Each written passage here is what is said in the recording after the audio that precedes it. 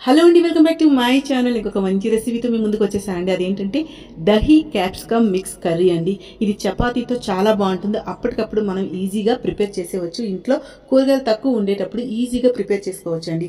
ఇంకా లేట్ చేయకుండా ఈ రెసిపీని ఎలా చేయాలో చూసేద్దాం. వీడియోలోకి వెళ్ళే ముందు నా ఛానల్లో చాలా మంచి రెసిపీస్ ఉన్నాయి, ఒకసారి వెళ్ళి చూడండి. మీకు నచ్చితే లైక్ చేయండి, ఫ్యామిలీ మెంబర్స్తో షేర్ చేయండి, నా ఛానల్ని సబ్స్క్రైబ్ చేసుకోండి. దీనికోసం ముందుగా ఒక మిక్సింగ్ బౌల్ తీసుకొని దాంట్లోకి సన్నగా తరిగిన ఉల్లిపాయ ముక్కలు వేసుకోండి. తర్వాత దాంట్లోకి సన్నగా తరిగిన క్యాప్సికమ్ ముక్కలను కూడా వేసుకోండి. తర్వాత దాంట్లోకి రోస్ట్ చేసిన శనగ పలుకులు కూడా వేసుకోండి. కొంచెం కారం, తర్వాత దాంట్లోకి ధనియా పౌడర్ వేసుకోవాలి. కొంచెం సాల్ట్ కూడా వేసుకోవాలి. తర్వాత దాంట్లోకి కొంచెం ఆయిల్ వేసుకొని మొత్తం కూడా అన్నీ కలిసేటట్టు కలుపుకోవాలండి. సో మొత్తం అన్ని స్పైసెస్, ఆయిల్ అంతా కూడా దానికి పట్టేటట్టు ఆనియన్స్లో ఉన్న ఆనియన్స్ ఇంకా మనకి క్యాప్సికంలో ఉన్న ఆ ఫ్లేవర్ బయటకు వచ్చేటట్టు కలుపుకోవాలన్నమాట. తర్వాత స్టవ్ పైన ఒక ప్యాన్ పెట్టుకొని దాంట్లోకి 1 టేబుల్ స్పూన్ ఆయిల్ వేసుకోవాలి.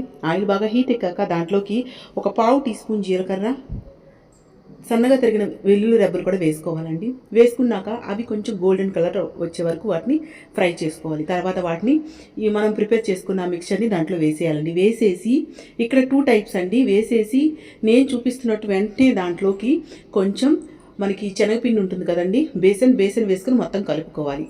అయితే కొంతమంది ఏంటంటే ఆనియన్స్ అవి మనకి క్యాప్సికమ్ పచ్చిగా ఉంటాయి కాబట్టి మాకు అలా ఇష్టం ఉండదు అనుకుంటే ముందుగా వాటిని ఫ్రై చేసుకొని అవి ఫ్రై అయ్యాక కొంచెం పిండిని వేసుకోండి. సో 2 టైప్స్ అండి. ఇలా మీరు డైట్ చేసే వాళ్ళైతే ఇలా చేసుకోండి. లేదా నార్మల్గా కూర కావాలి అనుకుంటే వాటిని ఫ్రై అయ్యాక ఈ పిండిని కలుపుకొని తర్వాత దాంట్లోకి కర్డ్ వేసుకోండి.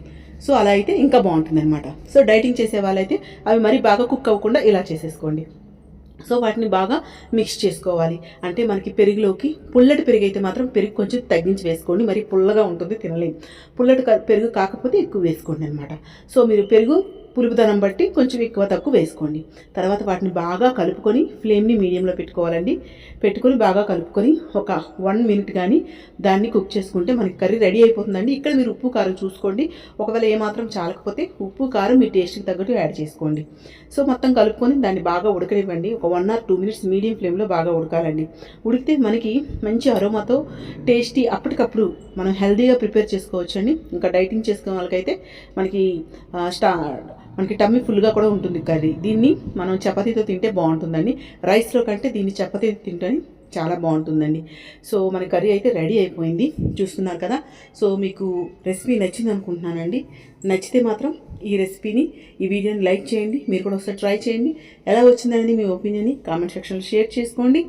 నా ఛానల్లో చాలా మంచి వీడియోస్ ఒకసారి వెళ్ళి చూడండి. మళ్ళీ ఇంకొక మంచి వీడియోతో వస్తానండి. అప్పటివరకు టేక్ కేర్, బాయ్.